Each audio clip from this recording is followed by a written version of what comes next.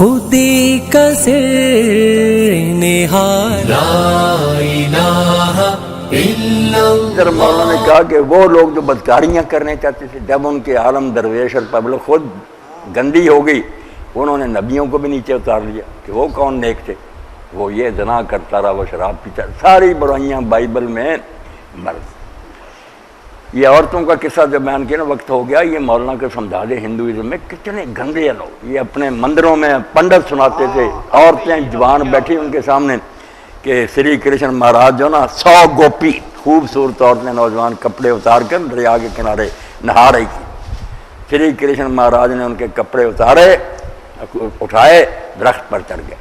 وہ بیچاری ہاتھ جوڑ کے نہیں کہ خدا کے واسطے کپڑے پھینک دے، نہیں کرنے، سب ننگی باہر نکلی۔ وہ ننگی باہر نکلی، جس کو خدا کہہ رہا ہے اس کا یہ حال ہے کہ دنیا میں آیا تھا لوگوں کو ٹھیک کریں۔ 100 ہی تھی، 100 ہی کرشن بن گیا۔ اس نے اپنا آپ کو 100 جسم دے دیے اور سب کے ساتھ جمع کیا۔ یہ اس راجے نے پوچھا نا، دنیا دار نے عالم سے کہ پنڈت جی وہ خدا تو آتا ہے کہ لوگوں کو نیک بنائے، یہ ہے کہ لوگوں کی عورتوں، تو اس نے اس کی مثال دی کہ جیسے آگ ہر شے کو جلاتی ہے مگر اس کو کوئی اثر نہیں ہوتا، ولیوں نبیوں کو گناہ کچھ نہیں کرتا۔